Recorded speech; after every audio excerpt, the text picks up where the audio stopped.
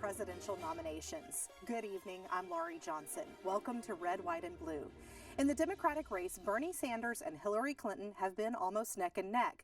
But recently, Clinton has earned a lion's share of the delegates, putting her within striking distance of the Democratic nomination. On the Republican side, Donald Trump has won a majority of the primaries and caucuses over the last few weeks, leading many to believe that he will earn the GOP's nomination. John Kasich, Ted Cruz, and Trump are battling for the remaining delegates. Trump is about halfway to the number he needs to secure the nomination, but there is still the possibility that he won't win enough delegates to be nominated outright. This is leading some to believe that we are headed toward a contested or even a brokered convention, and a new GOP candidate could be introduced. So tonight we ask, how do the Republican and Democratic delegate allocations differ? Could we see a new Republican or third-party candidate? And which candidate will receive their party's nomination? Tonight, we are pleased to welcome Joe Brettel, strategist, Fleischman-Hillard Public Affairs, Margaret Justice, President, Justice Communications, and Jackie Bally, policy analyst and president of Bally Projects, LLC. And leading our discussion are hosts David Jones and Gary Polland. Thank you. And as always, David, we have a fascinating panel to discuss fascinating races going on. I actually talked to them a long time before you got here. Well, I hope you didn't already ruin the show. They're not nearly as fascinating as you think. Joe, you call.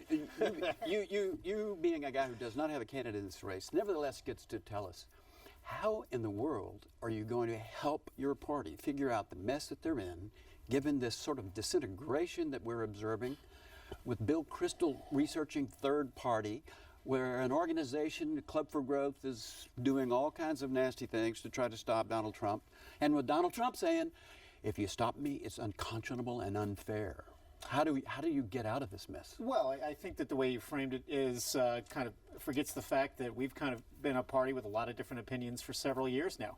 And in spite of having a Tea Party faction, an establishment faction, and independents, we've still managed to take the House and the Senate and field, a candidate that I'm not going to say is in any way perfect, but you have to look at the turnout numbers in the primaries, and it gives you pause that the Republicans have a candidate that managed to win in both Massachusetts and Tennessee.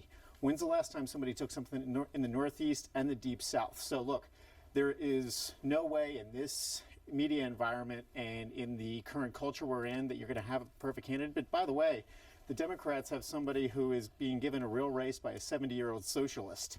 So it's not as though they're bringing a power hitter to the plate themselves.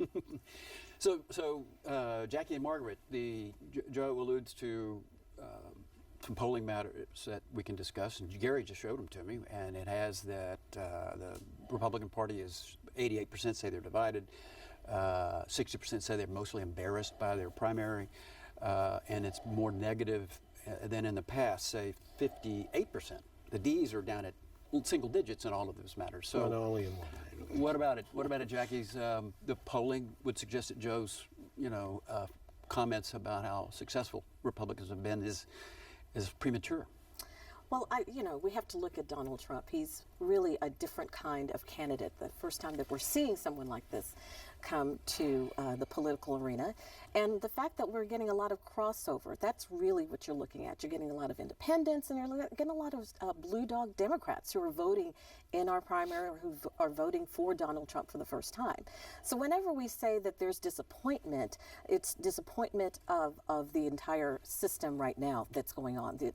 A disappointment with the administration, but two things that Donald Trump has really come to the forefront with.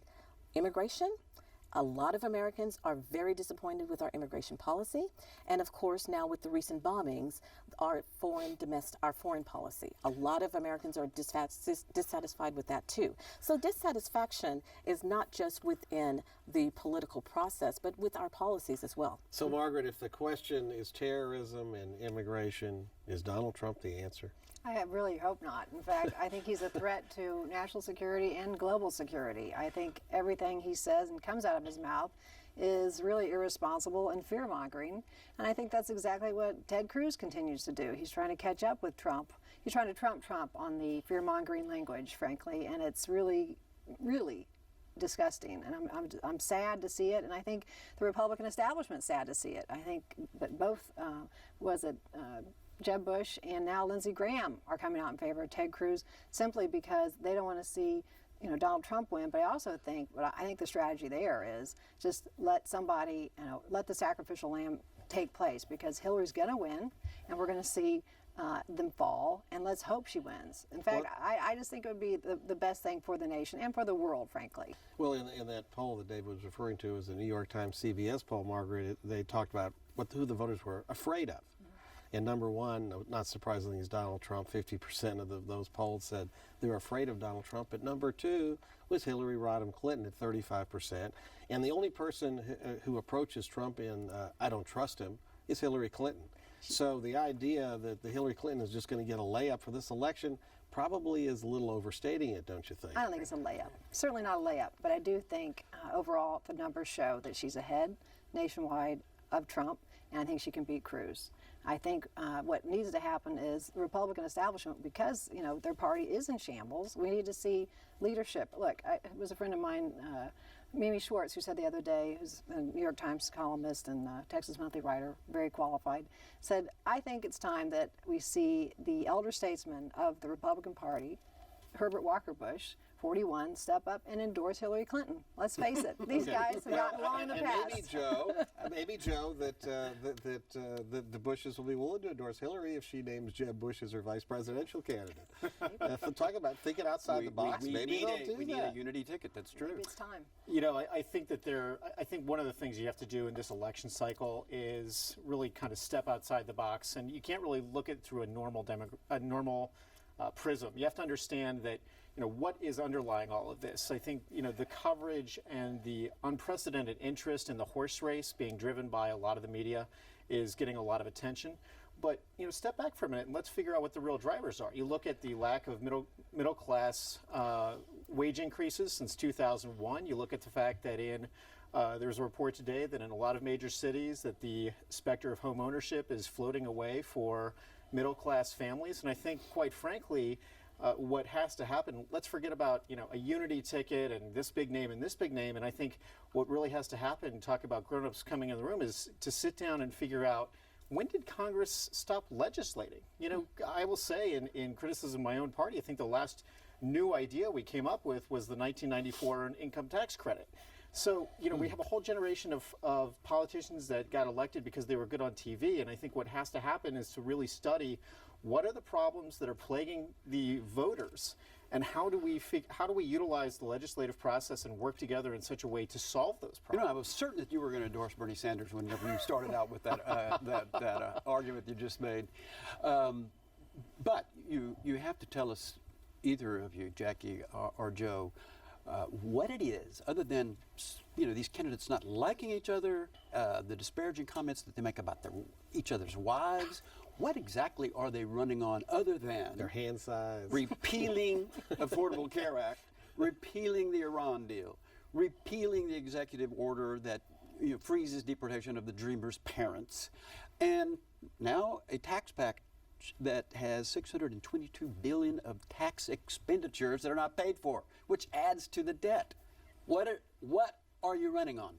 Well, for full disclosure, Ted Cruz is my candidate, and he has a very full list of policies on his website. He's very good. He's a constitutional scholar. He's been very clear on his issues from day one. So the Ted Cruzes of the world versus the Donald Trump, they are running on very different type of candidacies. Donald Trump is, again, tapping into the angry portions of our populace. They're angry with the way that our government has been run. They're angry with the policies you mentioned, immigration. They're very angry about that. They're angry about the fact that our current president can't even mention the word ISIS. If you can't identify it, if you can't name it, how are you going to tackle it? They're angry about a lot of things, and that is the population that Donald Trump is tapping into. Ted Cruz is a true conservative. He has gone into the Senate. He has always been an outsider, and now you're seeing that even on the Democratic side, the outsiders are the ones that are continuing to resonate with the voters right now. I wonder if it's too late, Jackie, Joe, Margaret. for the Republicans to cover, given Trump's language about Latinos? I mean, you know, if you can't get more than 27% like Romney did, there's just no way of getting to, you know, You're talking about 275 at the Electoral College. I mean, how do you recover from all of this anti-Hispanic, really? Recover with Trump not being the candidate. That would be the first way to do that. That would be the start. But I'm sorry, but if Ted Cruz is the candidate, it doesn't seem to get much better, because what is he doing? Again, he's using the fearmonger tactic, and he said he it won't yesterday. get the Muslim vote. He's not getting the Muslim vote, and you know what? Not only that, he's not getting a lot of crossover Democrats who think it is offensive to say, you know, let's call on let's do community instead of using, you know, smart community policing skill or some way of attacking violent extremism through the internet and using skills that make sense. He wants to patrol neighborhoods, Muslim American neighborhoods. Well, I think the president said it best when he said, "Wait a second, Ted. It was your father who fled Cuba, which is a police state, and why are you the constitutionalist that you are? Why would you think that's a good idea?" And I think because we just should just open the borders and let anyone who wants to come in. And hey, if they're Islamic radical terrorists, that's okay too. I think the fallacy is a lot of people assume that Hispanics are going to rally around the Democrats because they say that the Ted Cruzes of the world don't like them or have issues with them. But actually, Hispanics who got here legally, polls show that they support a stronger immigration policy than we currently have. I'm an immigrant. I came here legally. I believe in a lot of the things that Ted Cruz said. Why should we have to open up our borders for everyone to come in illegally? If they're not going to obey our laws when they're coming into the country, what makes you think they're going to obey our laws when they're in the country? Because most of them are. Well, but Ted Cruz got 44% of the Hispanic vote in his race for the Senate. And I do think, and I would say, just because I'm going to throw out my thoughts, because I like to, and I'm the co-host, so I can. I think if Trump's the nominee, Republicans lose. I don't see any way we win. I've looked at new polling. His negative rating with Hispanics is 65%. Hillary's favorable is 33%. That's a 98% gap. The gap on women voters is going to be like the Grand Canyon in terms for Trump, because he's just okay. And then the other thing, I don't really know. Well, I don't know what he is. The truth is, I don't know what he is. I think he's a carnival barker, showman, and people are projecting onto him the things they want to see in leadership. So, in fact, John Podhortz in commentary said that Donald Trump is really the Punisher. So you have somebody you don't like, he's going to punish him. Well, and that's what they project. So that's interesting. He's a populist, and I think a lot of us underestimated. What's the first thing? Campaigning 101. First thing we say is name ID. I think a lot of us underestimated the fact that he has been on television for a long time. He has been out in the media for a long time, and we underestimated how many people actually know the name Donald Trump. And so he had a much larger head start than a lot of us thought he did. Ms. Justice, can you tell us what Hillary Clinton is running on that distinguishes her mightily from Donald Trump? Well, I mean, Hillary is running on everything that I think most Americans can get behind. I mean, we're seeing her call for universal pre-K, early childhood education. She's calling for universal an improvement on Obamacare, which, by the way, was the last piece of legislation that did get passed in this Congress, which is amazing to think that even did get passed. She's for, obviously, stricter gun control laws, and she wants to see women's reproductive rights protected and safe legal abortions, something that's obviously... So, Joe, how do those issues stack up with where the American people are? I think it's the Besides, same, we get away from the personalities. It's the same platform she's been running on since 1992. That you just named core issues that haven't changed. I think the reason that she is struggling as a candidate is that fundamentally the voters do not trust her, and she fails to connect. And it gives me pause that in a year where everything has been predicated on the outsider candidate, somebody who hasn't driven their own car since the early 90s is going to suddenly become the savior. But I think the other part, in terms of how did Trump happen, I think if you want to know where the judgment day is coming, Rights Priebus and the RNC are going to have a very bad day at the end of the year. And you look at the way that they handled the map in terms of stacking Florida and some of these other states into a winner-take-all. But I think, where was the leadership from the RNC when Donald Trump made these comments about Muslims, made these comments about these crucial voter blocks? They could have gone to the bylaws of any state party in the state where he was run and said, you know what, he's immediately disqualified. Go ahead and sue us. We are more than happy to take that fight on. And I think what you're going to really see is the Republicans trying to figure out. We referenced an elder statesman earlier. I don't know that George H.W. Bush is the guy, but again, there's Jim Baker is in the twilight of his career. There really isn't and has not been an elder statesman in the party to stand between the Tea Party faction and the establishment faction and say, both of you sit down, shut up, and do what's right for the voters. Ryan is the Speaker of the House, is the one who has the standing to do that, if you will. He attempted that yesterday. I think he did a pretty good job. So if there's a brokered convention, then he may end up being the nominee. Look, I think if we could just nominate Paul Ryan for everything, just clone him somehow, the Republicans would love that. Well, Jackie, the issues Margaret raises have at least one thing in common, and that is, in polling data shows that they're majority plus issues. I mean, people like them. People will vote for somebody who's for them. So I don't know whether or not you're happy with the fact that there are no abortion clinics in Beaumont, in Killeen, in Waco, that there are women going to Las Cruces, New Mexico, and sleeping in their cars in order to get an abortion. I don't know whether that makes you happy as a woman to know that you have a party that is absolutely doing everything they can to frustrate the attainment of a constitutional right. Just remember, it's a fetus, not a child. Thank you remember for that. acknowledging that I am a woman. And I am very happy that my party has taken the lead in making sure that facilities are upgraded. I am very happy that they've made sure that doctors have now higher standards when you're performing something as dangerous as an abortion. They are looking at my right as a woman, and they're protecting me. So yes, I am very happy. And by the way, they're not majority issues, like you said.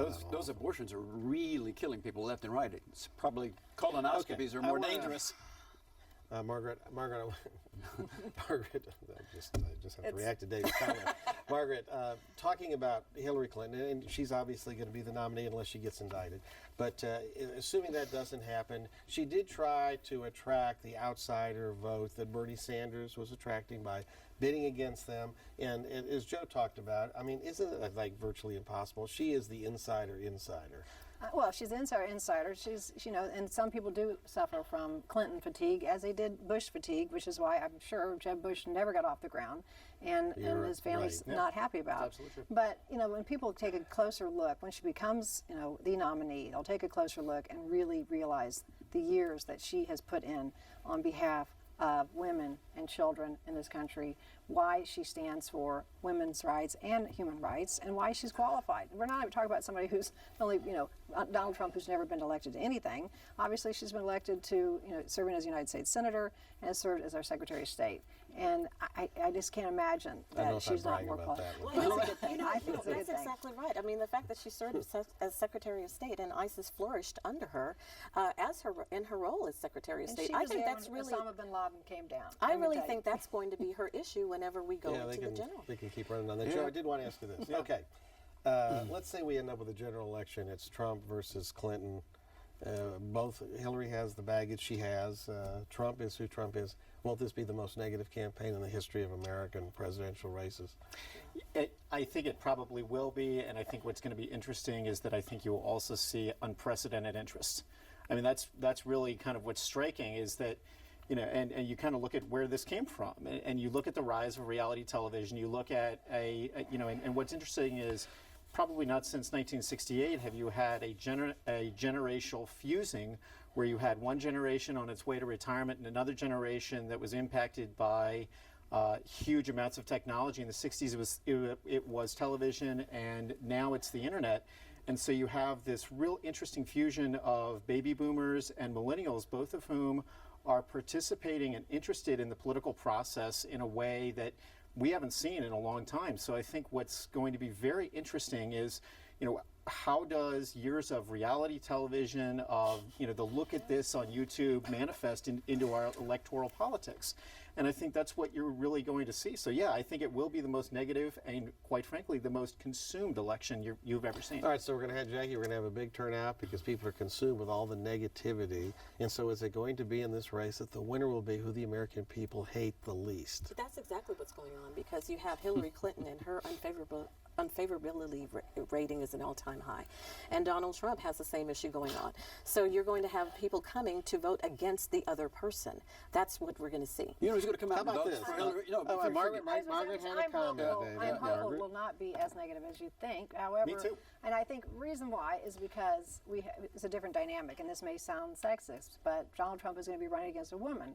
And my past experience, when I was Ann Richards' press secretary back in 1990, when she ran against Clayton Williams, there was an instance where he was not expressing any, well, let's say his manners were not very nice, and he was in Dallas. He would refuse to shake her hand. Do you remember that? Yep. And, No, I remember to just enjoy the ride. That's what and I that was an remember. awful That's what thing I too. remember. That was awful. And we stacked all those things up in a nice, neat television ad, and it did not help him. He gave Yeah, us there were many a lot of opportunities. Republican women But rejected. it'll be interesting to see just the dynamic between the two of them. I think Hillary will keep it above the fray if she's smart. She will keep it above the fray. She will not go with the low blows. Let's just see how many low blows Donald Trump pulls out and just see how bad that will Well, affect she her. will, but she doesn't necessarily have to attack. You're talking about somebody who's going to have financial backing, the likes of which any presidential candidate, and I think what we've seen again and again and again is that now candidates don't necessarily have to attack. They don't necessarily have to get down in the mud because the super PACs are more than happy to run ads that I think make the candidates themselves go, "You did what?" Yeah.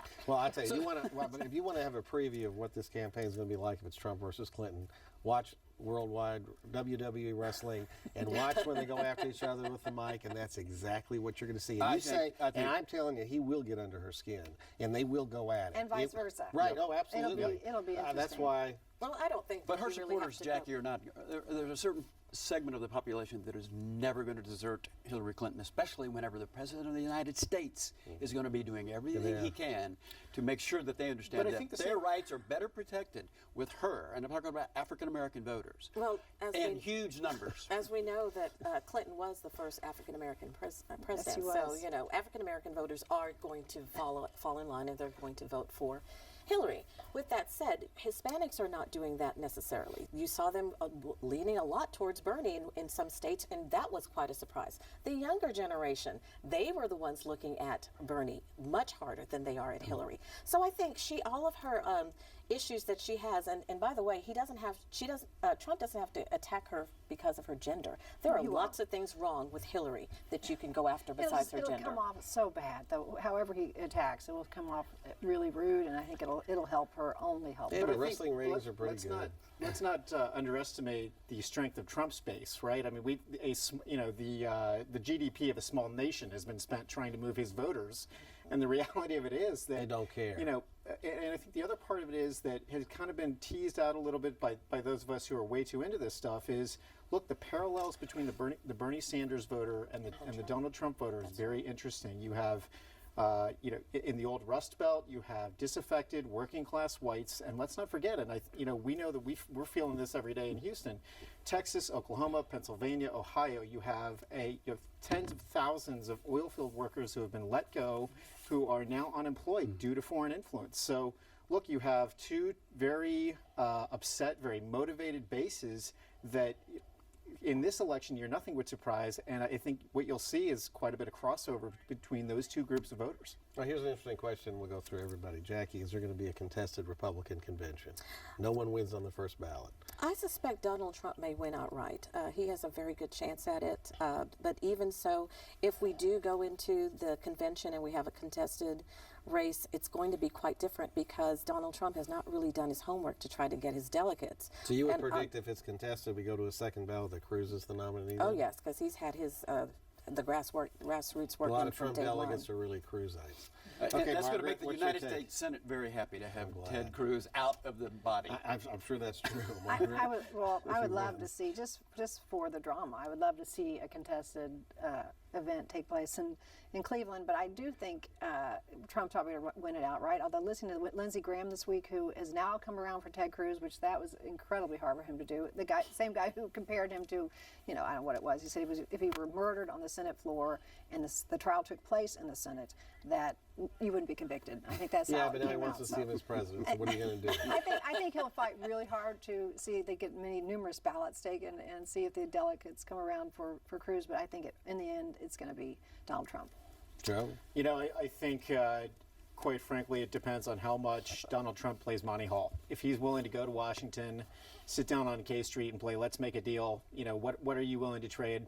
I think you'll see that. I think if he does win it, though, what's going to be interesting to me is, can he raise the kind of money he's going to need to run a national campaign? And this is interesting and it's important because most state parties raise their get out the vote funds from the largesse of a presidential campaign. So if Donald Trump goes to the election saying, I'm eschewing all outside funding, I'm not going to fundraise, I think that's when you're going to see some of the major donors, the Koch brothers, et cetera, really start to focus on maintaining And that. he's certainly not taking public financing. Laurie, Thanks, guys. it could go on a while. Don't forget that every week following Red, White, and Blue, you can continue the conversation online with Houston Public Media's digital series Political Perspectives, featuring Jay Iyer and Brandon Rottinghouse. Starting at 8 p.m., log on to houstonpublicmedia.org/perspectives. And remember, you can catch Red, White, and Blue every Friday at 7:30 p.m. here on TV8 and again Saturdays at 6:30 p.m. We also invite you to visit us online and send us your comments. We want to hear what you have to say about the issues that affect Houston. You can submit your comments at houstonpublicmedia.org or on Facebook. And don't forget to like us. Thanks so much for watching. Good night.